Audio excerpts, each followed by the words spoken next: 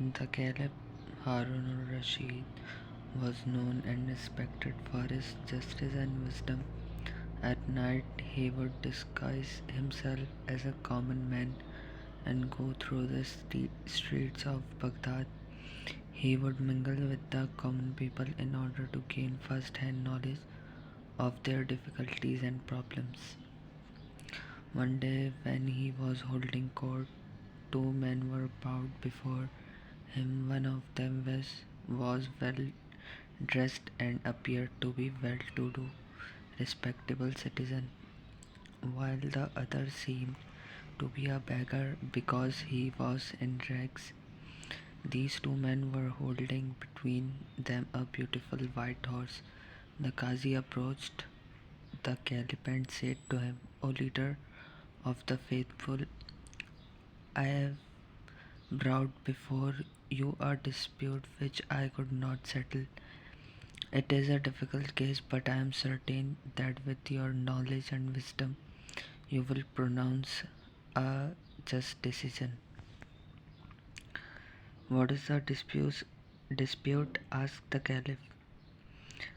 These two men here are fighting over this horse. Each one of them claims and swears that this horse is his.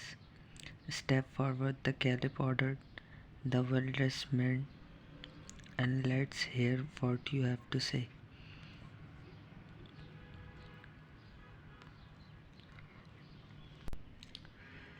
The man said to the Caliph, O leader of the faithful, I beg to believe me that whatever I say in your presence shall be the truth.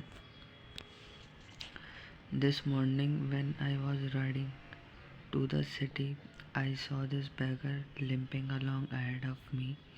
On hearing the sound of my horse hoofs, he turned round and mentioned to me to stop. I pulled the reins of my horse.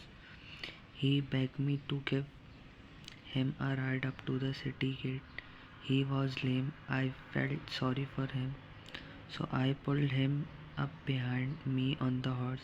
When we reached the city gate, I stopped and turned round to help him get down. He refused to dismount. I was puzzled and gently told him to get down because we had reached the city gate. He said, Why should I get down? I gave you a ride and now you want to rob me of my horse. Then the beggar limped forward and said, O leader of the faithful, you are the helper and guardian of the poor. You are a wise and just caliph.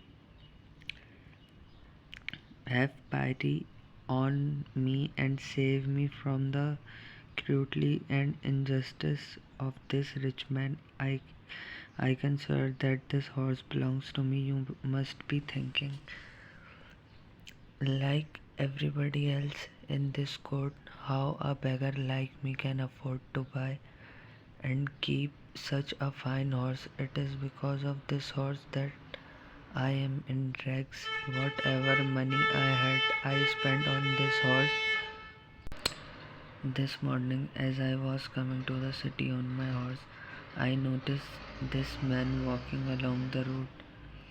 When I came close to him. He stopped me and requested to lend him my horse, for he was in a great hurry to reach the city. Of course, I could not lend my horse to complete stranger. Could I instead? I let him ride my horse while I sat behind him. As we reached the city gate, he asked me to get down and leave the horse to him. Such a fine horse should not belong to a beggar. He said, Now be off and don't you mention it to anyone. And even if you do, nobody is going to believe you. Now, sir, I beg you to save me from this robber and restore to me what is my own. I think this case is not very difficult to decide, said the Caliph to the Qazi.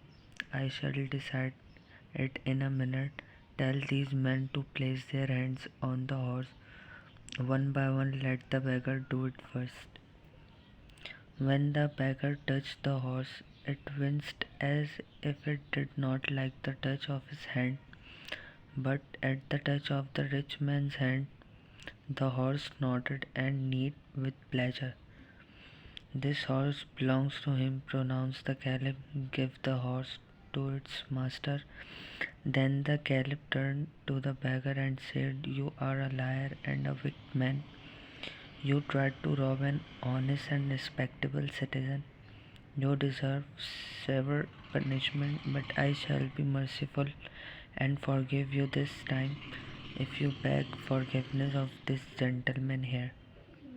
The rich man readily forgave the beggar and, feeling sorry for him, took out his purse and gave him a handful of gold coins.